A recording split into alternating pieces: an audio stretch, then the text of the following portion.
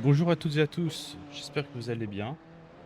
Nouvelle vidéo aujourd'hui pour un test de voiture, la nouvelle Maca V8, mais la version GTMX de Racing Studio. Vous savez, GTMX, c'est une philosophie qui consiste à prendre les GT3 et à les débrider. Et aujourd'hui, Racing Studio a sorti cette voiture, donc qui est sortie le 17 avril 2026. Eh bien, on va tout de suite en faire l'essai et je vais vous donner mon avis. Eh bien, on se retrouve sur le circuit d'Imola, sur Assetto Corsa. On entame le premier vrai tour chrono. Mais déjà, en termes de sensations, c'est... Comment dire? C'est bien. Mais on sent que c'est une GT3 améliorée, quoi. Voilà.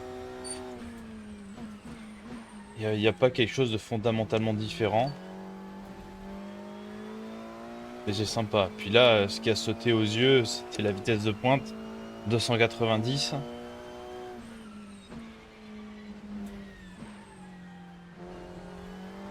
J'y vais encore doucement, hein. Je freine assez tôt. Je grimpe pas totalement sur les vibreurs.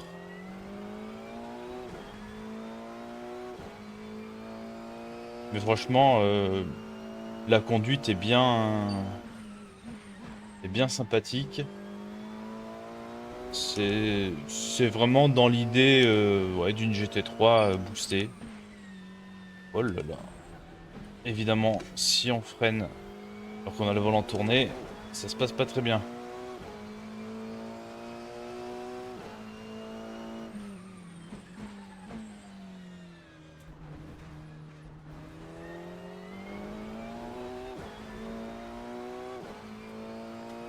En termes de modélisation, bah, c'est très bien fait, hein, comme d'habitude, hein.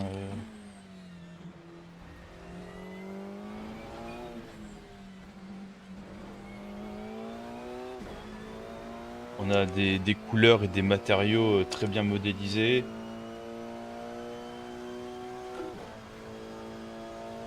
On a, alors ça peut paraître bête à dire, mais on a le HUD officiel, enfin le layout on va dire, hein, du HUD qui ressemble à celui de la McLaren dans la réalité. Alors ça paraît un détail, mais bon, il y a des jeux qui le proposent pas. Et à mon sens, ce genre de choses, c'est pas un détail, parce que c'est quelque chose qu'on voit tout le temps quand on conduit.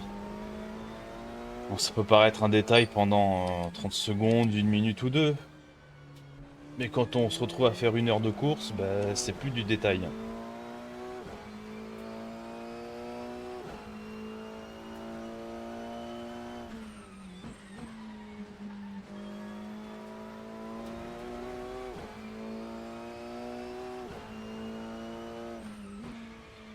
Un peu plus tôt ici pour mieux prendre le virage.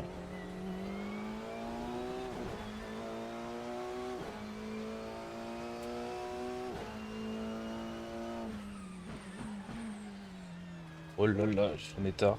J'ai réussi à la rattraper, hein.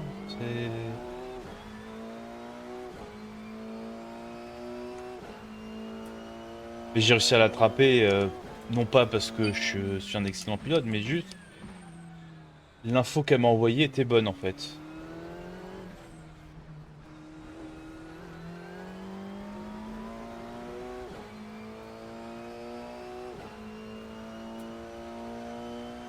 Là en deuxième tour, on est en 38-40. Je serais curieux de savoir ce que ce que fait la version GT3 de cette voiture. Et d'ailleurs, ce qu'on va faire à la fin de ce tour, on va changer et on va essayer la GT3. Et là, vraiment, la comparaison sera vraiment intéressante à faire. Après, parler de la voiture en elle-même, tout est bien. C'est du RSS, c'est du standard RSS. Donc, si vous aimiez le contenu produit jusque-là, vous allez aimer celui-là, hein. La philosophie de la voiture, c'est des GT3 débridés. C'est C'est à mon sens encore mieux que des vrais GT3, puisqu'elles sont débridées. Et moi, ça me donne... Pour moi, c'est ça que devraient ressembler des GT3, des voitures puissantes avec du couple.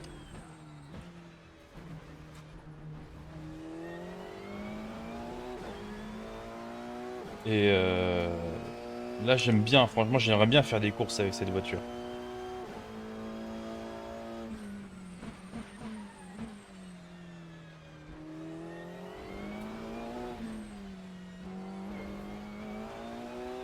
Allez, on sort du dernier virage. Et on va être en 38,5 à peu près. On est dans ces eaux-là. Ok. Ah, mais vous savez ce qu'on va faire, c'est... On va aller prendre la version GT3 et comparer les chronos et les sensations. Et allez, maintenant, on est parti sur la McLaren et la version GT3 cette fois-ci. On sort des stands, pneus froids. Alors là, il y a deux trucs tout de suite qui me sautent aux yeux. C'est déjà, ben, on a beaucoup moins de puissance. Ça se sent, on accélère beaucoup moins fort. Mais par contre, on a une voiture ici qui est plus rigide. Alors que la McLaren, enfin la Maca GTMX, elle avait tendance à un peu plus basculer, avoir un peu plus de roulis. Et là, c'est beaucoup moins le cas sur cette voiture-là.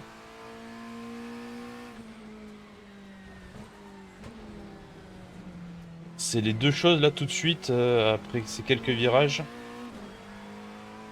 qui me sautent aux yeux.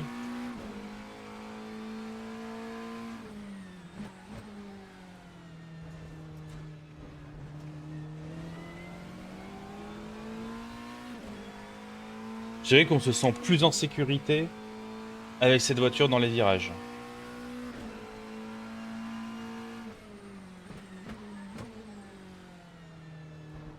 Et on va commencer le premier tour. Mais c'est presque frustrant de ne pas avoir la puissance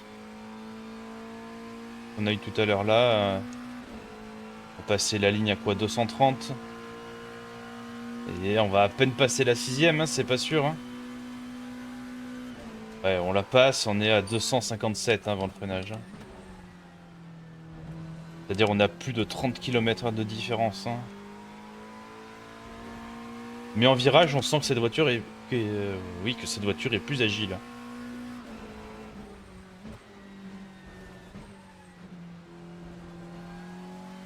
Elle est plus agile, mais elle est plus rigide aussi. Du coup, beaucoup plus stable dans les virages. Mais dès qu'on commence à prendre des bordures, ben, on les sent un peu plus.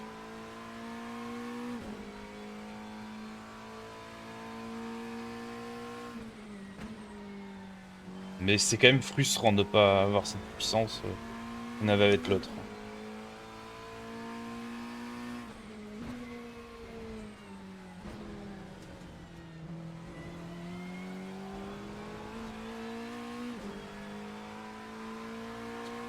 On va voir le chronomètre, ce que ça va donner, l'écart surtout.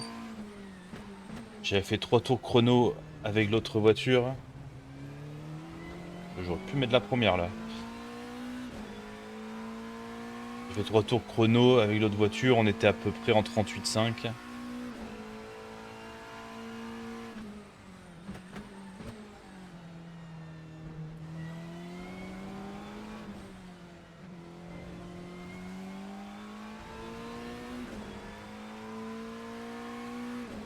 Et là c'est frustrant, on sent que on reste trop longtemps dans la ligne droite.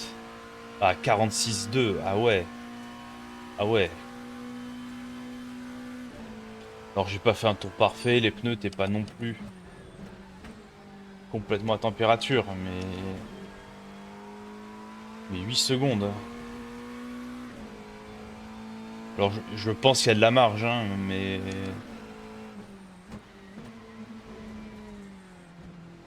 Il y a un point auquel je viens de penser et que j'ai pas regardé. Alors je suis parti avec les setups par défaut pour les deux voitures, mais j'ai pas regardé l'essence.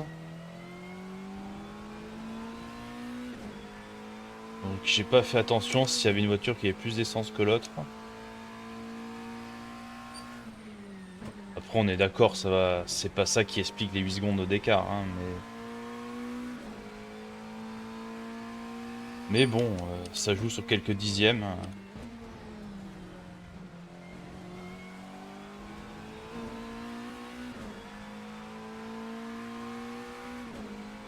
Là, si on suit le delta, on arrive à descendre notre chrono.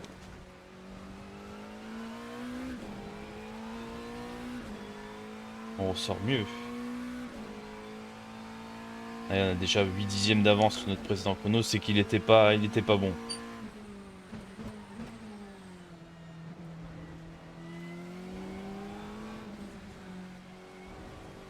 Dernier virage.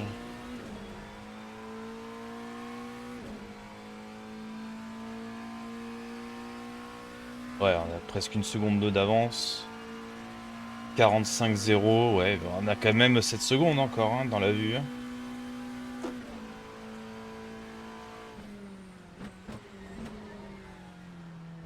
Je me concentre un peu plus. Là, je suis resté en troisième.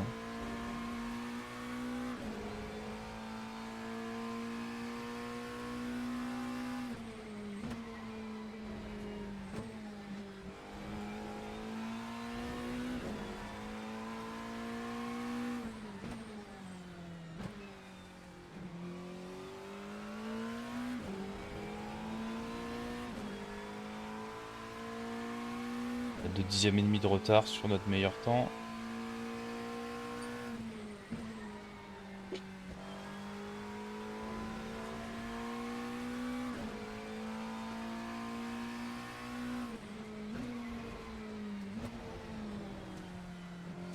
Je peux rater la corde, je suis pas très bien sorti ici.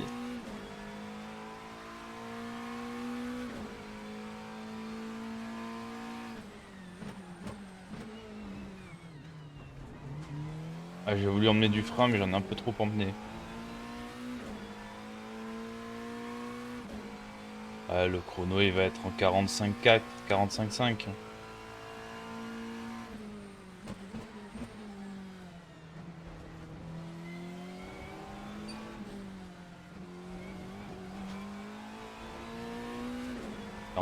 Ouais, si on fait une moyenne, hein, on va dire des deux chronos, des deux meilleurs, parce que le premier compte pas, c'était en pneu froid et il fallait se remettre de la voiture, bah c'est du 45-3 on va dire. Donc on a quand même près de 7 secondes dans la vue. Hein.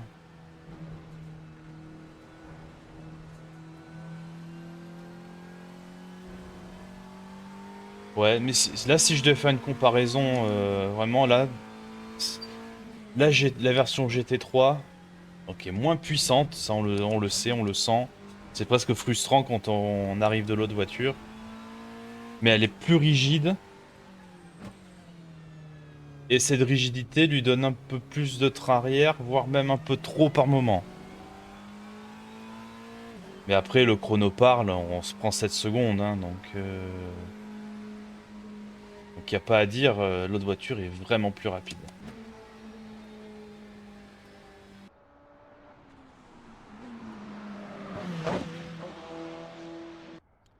Pour conclure sur cette voiture, j'ai pris beaucoup de plaisir à la piloter. Et c'est à mon sens ce que les GT3 devraient être. Des voitures puissantes qui sont impressionnantes mais qui en même temps donnent confiance.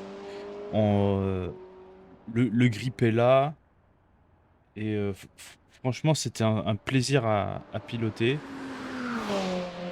Donc moi je peux que vous recommander de l'acheter. C'est trouvable donc sur le site de Racing Studio pour environ 5 euros en fonction du taux de change, la voiture seule. Et vous pouvez également la retrouver dans un pack dédié au GTMX au prix environ de 12 euros, 12,50 €, suivant encore une fois le taux de change. Et moi je vous remercie d'avoir regardé cette vidéo. Et je vous laisse en compagnie de cette voiture et profitez bien du son. À la prochaine. Ciao.